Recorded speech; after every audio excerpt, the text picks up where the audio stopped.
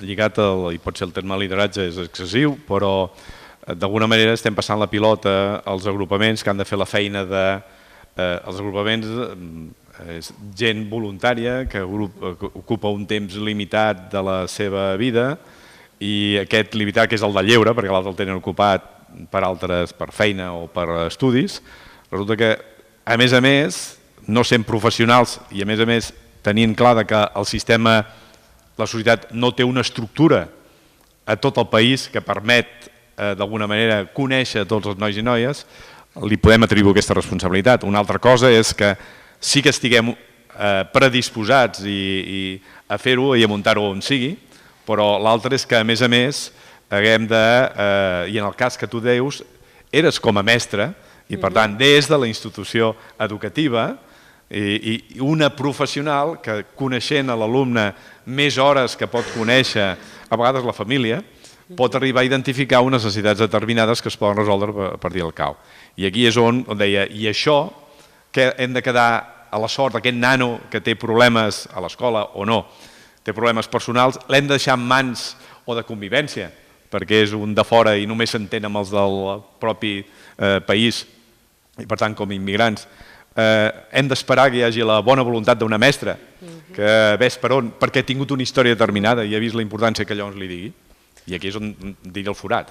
Clar, jo el que passa que penso que no ha de dependre d'una mestra, sinó que ha de dependre que siguem més capaços les diferents institucions educatives de treballar plegades, de manera que no sigui tant una qüestió d'una mestra com una qüestió més de cultura, doncs això, de cultura escolar, que l'escola estigui més oberta a l'entorn i no estigui tan centrada en els aprenentatges i en el dia a dia de l'escola, d'un món associatiu que estigui en contacte també entre ell. Jo penso que d'alguna manera els reptes educatius que ens venen ara, entre moltes altres qüestions, tenen a veure amb aquest món tan interconnectat, globalitzat i accelerat per les noves tecnologies. I en un món d'aquestes característiques penso que les persones que treballem hem de ser capaços d'establir també connexions al màxim.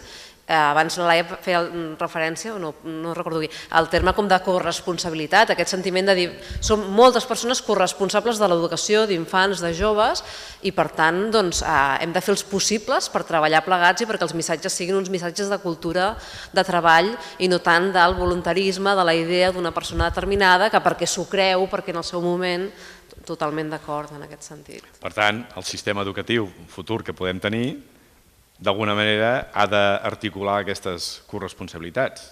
Per descomptat. Articular-les, però almenys que articular-les i potenciar-les en funció especialment en els llocs on sabem que hi ha més debilitats, perquè el fet que hi hagi un col·lectiu que sabem que tindrà problemes de convivència, per tant és el lloc on caldria prestar-hi atenció i oferir els mitjans corresponents. Per mi una de les claus actuals en educació és el treball en xarxa, és a dir, ser capaços des d'on sigui que estiguem treballant, des del món de la salut, des del món sanitari, del lleure, formal, no formal, informant, des dels mitjans de comunicació, el saber treballar plegats i saber treballar en xarxa. I la idea aquesta de xarxa de corresponsabilitats educatives, de tots aquells que estem en un mateix territori, una mateixa comunitat, barri, saber treballar plegats, per mi és la clau de poder respondre a situacions d'aquestes on es creen buits, on hi ha mancances i per tant cal algun tipus de resposta. Exactament qui ho ha d'articular, doncs no sé si ara ho sabríem respondre, però que cal que s'articuli i que probablement s'articula des d'una actitud. Jo en algun moment abans sentia com intervencions que els pares a vegades desconfiem de l'escola desconfiem dels pares, els caps desconfiem de... Som una mica un sistema, o el nostre sistema educatiu, basat en la desconfiança, no? I jo penso que això, en la mesura que ho sapiguéssim canviar i sapiguéssim confiar en l'altre interlocutor, també permet un treball més col·laboratiu o més cooperatiu i més en xarxa. Jo penso que part del futur o del repte educatiu que tenim davant és saber treballar plegats en xarxa i per tant donar resposta de manera més conjunta, entenent que tenim un únic objectiu. Tenim un infant, un jove, una persona que s'educa i que ho fem plegats. No sé si algú altre. Veig, exacte, que el Jaume ja estava aquí neguitós, que fa estona que mou els papers i tenia ganes de dir alguna cosa. Estava pensant en... Jo no m'ho havia plantejat, això. Jo que diré, no ho portava preparat ni molt menys, però Però el tema aquest de que en barris, en contextes de forta immigració, etc., hi ha poca oferta educativa no formal. Jo no tinc dades, s'hauria de comprovar, segurament és així. I si és així és realment preocupant. I de qui és feina, de qui seria tasca corregir això? Jo crec que aquí haurien d'intervenir, d'una banda, els propis moviments d'educació en el lleure, potser s'haurien de plantejar més del que s'ho plantegen, que no sé si no s'ho plantegen, i per altra banda de l'administració. És a dir, que l'administració hauria de promoure, ajudar, subvencionar, etc., els moviments perquè es anessin implantant en aquest tipus de... Però l'Àlex deia que no volia un sistema educatiu intervencionista. Però això hi és a dir, tots els moviments, les activitats extraescolars es beneficien d'això i està molt bé que des de l'administració pública es recolzi i ojalà es recolzés més. Però en qualsevol cas, en contextes d'aquest tipus, aquesta feina de suplència que deia abans, l'administració pública la té, ho ha de suplir, ha d'incentivar que qui ho ha de fer, que ho faci. Perquè a mi em sembla que aquesta educació en el lleure és un mitjà fantàstic per la integració, per l'acolliment, etc., com ho ha estat i com ho és, s'ha de reconèixer l'escola.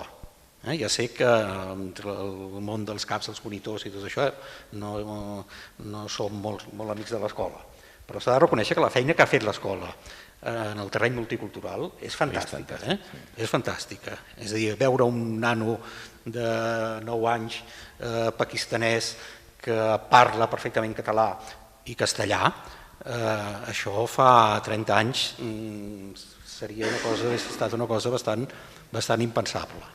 És a dir, la capacitat d'integració que ha tingut l'escola, això jo penso que no es pot discutir, sempre es pot millorar, evidentment.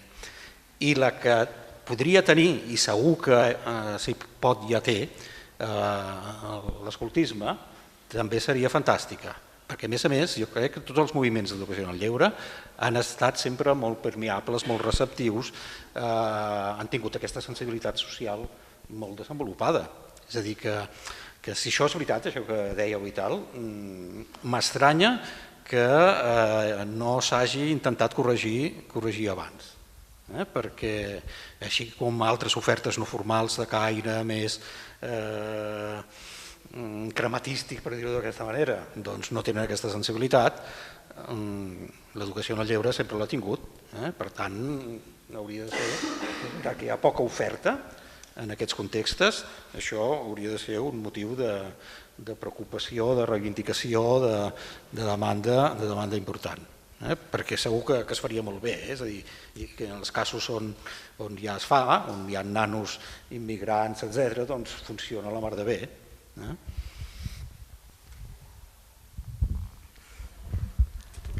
Vols afegir alguna cosa? No, ja m'està bé, ja. A veure, jo volia recollir una mica també, jo no sé quina és la clau de volta, crec realment que hi ha d'haver una interacció real. A mi em passava com la Mireia diu, constantment, de fet, crec que recomanem més vegades des de l'escola un context socialitzador diferent que no el de l'escola i apuntar-se a l'esplai, a l'agrupament, el que sigui. També faig memòria i recordo molt converses que teníem nosaltres al Consell, com és que de la unitat de Llops tots venen de la mateixa escola? Per què no arribem a tothom? Com ens fem veure a la societat? Per què ens fem veure d'aquesta manera? Per què només arriba un sector de la societat? És allò que són xarxes interconnectades i arribem més a unes que no a unes altres. També ens plantejàvem, me'n recordo, per què no arribem a un sector de població. En aquell moment recordo, en el cas de l'agrupament, que teníem unitats molt plenes i a vessar, i per tant tampoc dèiem si fem arribar però no podem vendre una oferta que tampoc no tenim perquè estem saturats. Però aquesta reflexió fa anys que la fem I jo crec que ens costa molt avançar. Crec que hi ha una part de context i de tradició cultural que també frena, però alhora i que és molt difícil. Jo que entenc que tenia tot el suport familiar per poder desenvolupar la meva tasca com a cap, també recordo que, escolta'm, tu a part de fer de cap estàs estudiant i t'has de treure una carrera. No hi dediquis tantes hores, sisplau. O sigui, això també ho recordo, per tant, aquesta pressió... No, però això que jo tenia un suport familiar darrere i em permetia poder desenvolupar les dues tasques i tenia semisolucionada la meva vida mentre jo podia fer de cap, i altres persones que això no ho poden fer perquè tenen tota una part molt més assistencial que està no resolta i per tant en un moment determinat de la seva vida que jo podia estar fent de cap havien de complir altres funcions socials. I aquí ja entenc que és una mica difícil de treure'n l'entrellat així. Interacció, sí, com? Quin té la responsabilitat? Crec que és compartida. I no sé qui l'ha de liderar. És així de difícil. Crec que tots una mica, però no sé exactament com ni quin ha de ser el procés. Més difícil encara. Més difícil. I després volia afegir una cosa, abans quan parlàvem de per què si l'escoltisme tenia paper en aquest marc educatiu futur, volia afegir una cosa que crec que és el paper del CAP. El CAP, com dèiem, que la vessant més emocional la porta el lleure i la porta la família, i una cosa jo crec que exclusiva del lleure, de l'agrupament, és la proximitat generacional amb els educadors. Això és un punt fort, indiscutible. Hi ha un vincle emocional que no és comparable quan tu assumeixes ni un rol de mestre ni un rol de pare, és un rol diferent com a educador. I crec que aquest rol s'ha de fer valer. A vegades, i ho veig ara també des del rol de mestre, moltes famílies, tu anaves al CAU? Sí, jo anava al CAU. Sembla que els doni tranquil·litat. És veritat? Perquè, clar, aquells joves inconscients que estan allà davant en aquest moment, ells veuen que, clar, hi ha algunes coses que no acabem de veure clares. Però tu anaves, sí, tota la vida, tranquil·lament. Però aquestes coses les famílies les qüestionen perquè quan un no ha viscut i quan hem viscut també, moltes vegades quan adoptem el rol de pare, veus en els altres allò que no veies tu quan tenies 18 anys, on tenies 19, on tenies 20. I per tant, tota aquesta seguretat que s'ha de donar seguretat a les famílies perquè apostin per aquest tipus d'activitat i facin aquest pas i caminin cap aquí. Per tant, entre cometes, a vegades a l'escola em diuen és que fas bandera, i vaig amb la samarreta del CAU a vegades quan anem d'excursió. I els nens, no és el CAU, Laia? Sí. Doncs vale, i hi ha una qüestió de proximitat i també et relaciona, hi ha moltes altres coses, però sobretot m'ha fet gràcia que les famílies s'adonessin de la samarreta i a partir d'aquí em preguntessin coses. I jo crec que el punt fort aquest dels CAPs i donar valor als CAPs i el paper que estan jugant és molt important i nosaltres com a mestres i des de l'escola ens toca reforçar-lo, aquest paper, de donar-los el valor que tenen. I també el valor de l'espontaneïtat que ells tenen. Ells estan fent això perquè s'ho creuen i no hi ha res més que això. Perquè creuen que l'educació és transformadora i ajudarà a millorar la societat. No hi ha més que això i per això estan allà i posen les seves hores i les seves ganes. No hi ha més. Però això té un potencial grandiós.